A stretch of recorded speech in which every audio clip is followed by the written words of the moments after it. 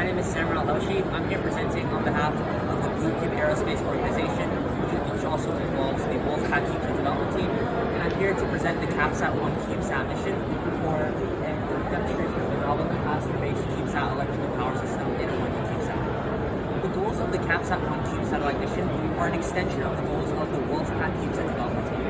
The Wolfpack CubeSat development team was formed initially in 2015 with a group of 9 middle school founding members, and it had the goals of providing those members with the abilities to build, test, and fly a CubeSat mission in the span of 3 years. This was mainly to allow those students to gain hands-on educational opportunities that they could apply to the future in STEM and aerospace workforce. They were able to accomplish the goal in 3 years, and in December of 2018, the Wolfpack launched a mission known as the YSAT-1, a 1U cube satellite with a dimension of 10 by 10 by 10 centimeters, and its mission statement was to validate the viability of extremophile bacteria in the space environment. That was its secondary mission, and its primary mission was that of education, similar to the goals of the Wolfpack itself, and it was to validate to allow the middle school students to gain hands-on experience of learning in the STEM and aerospace fields to see if that could apply to the future STEM and aerospace pipeline. With the success of the YSAT-1 mission in December 2018, as we were developing it, in November 2018, we decided to submit CubeSat proposals to the CubeSat Launch Initiative program. The CubeSat Launch Initiative program is it's a NASA program, and it is a financial aid program that allows schools, educational programs, or industry organizations to develop CubeSats at a lower cost, and that is what the Wolfpack had used to develop the YSAT-1 mission before. But we had decided to submit more proposals, 5 in fact, to the CubeSat Launch Initiative program because of our success with the YSAT-1. One of those proposals, the CapSat-1, was eventually selected to NASA's 10th annual round of CubeSat Launch Initiative affiliated missions. The CapSat-1 mission, I am the co-investigator and team leader of this mission. It has the same primary mission statement as the YSAT-1, that of education, to allow young middle school and high school students to gain hands-on learning opportunities in developing the CubeSat itself, to eventually have it launched, and to see if that can apply to the future STEM and aerospace workforce. The secondary mission of the CapSat-1 is a technological demonstration, and its goals are to validate to see if an electrical device known as a capacitor can compare and perform as a battery in a CubeSat in the space environment compared to the status quo, which is lithium-ion polymer batteries. A lithium-ion polymer battery is much larger in volume than a capacitor, and a capacitor isn't normally used as an actual battery, just as an energy storage device. But capacitors, theoretically, because of that, can be much safer than lithium-ion polymer batteries. Lithium-ion polymer batteries have a high energy density, meaning that in CubeSats they work well with CubeSats because they can store energy for very long periods of time with the CubeSat's orbit as it's performing its mission.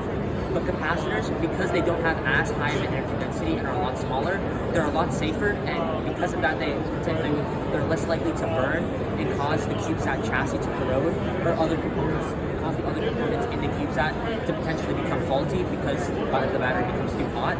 So I'm basically trying to validate if capacitors can, on the power side of it, perform well in comparison to lithium-ion polymer batteries, because we know already that they are potentially much safer because they're much smaller, and they are also much more temperature durable than lithium-ion polymer batteries, meaning that they can survive and act at a much wider range of temperatures than lithium-ion polymer batteries.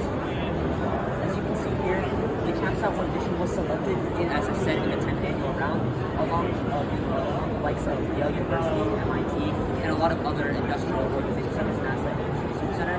And to develop the CapSat-1 and to have its proposal submitted, students had to develop what is known as a preliminary design review, which is essentially a review where I and a bunch of or some other middle school students presented to industry leaders to present the CapSat-1 mission.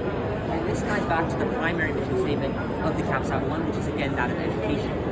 The primary mission statement of the CapSat-1 is rooted in the development of psychologist David Cobb, who created the hands-on experiential learning model.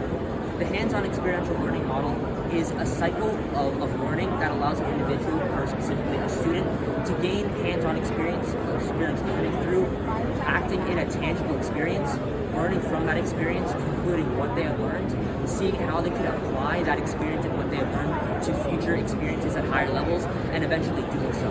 That is what was implemented with the mission statement of the CapSat-1, as the student body, the middle and high school student body, plan to implement hands-on learning experience through, as I stated, the creation of the preliminary design review and other reviews for the CapSat-1 because those are tangible experiences, and they were trying to see if they could learn from those experiences and see if they could apply it to higher levels as the mission developed.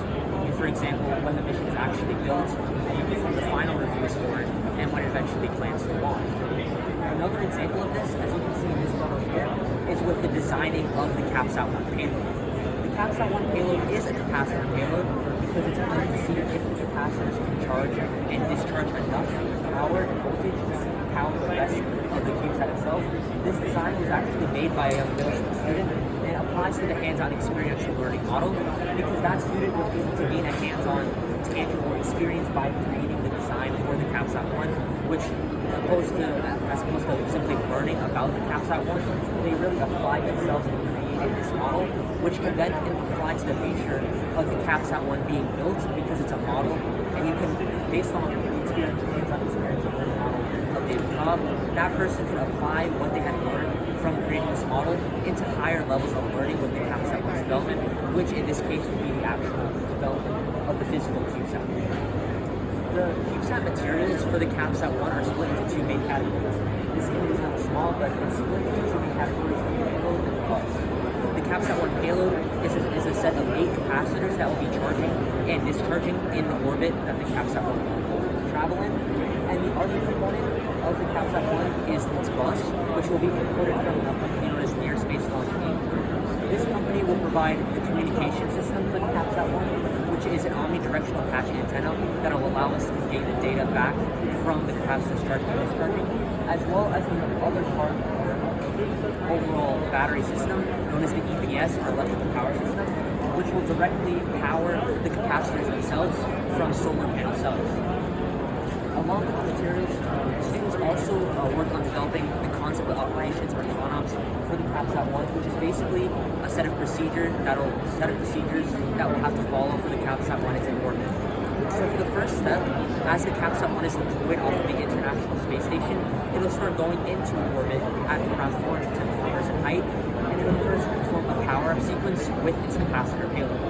So right when it's deployed in space and when it starts its orbit, the capacitors are going to be powered up, and then we'll start collecting data on the charging and the discharging of the capacitor.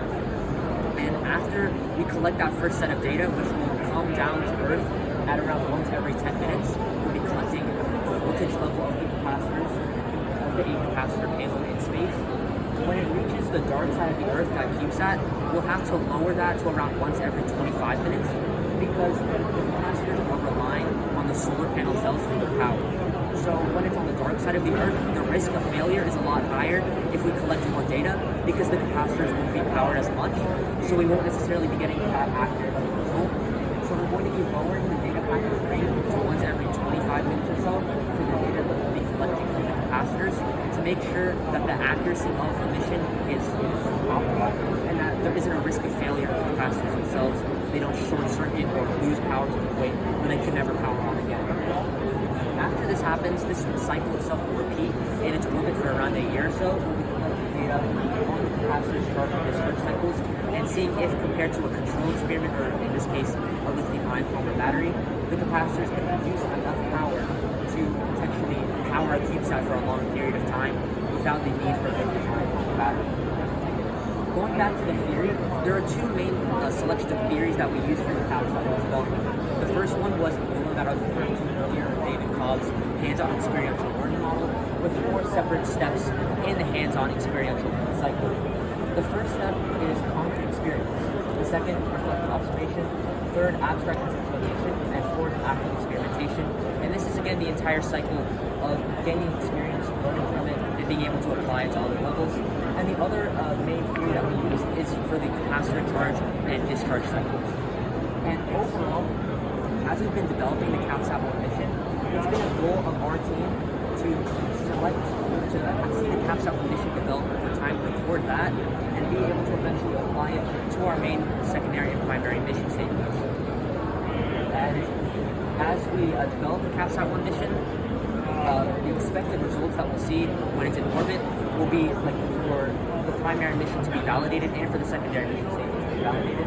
And that we're expected to see the launch happen in around March of 2022. much. If you guys have any questions, let me know.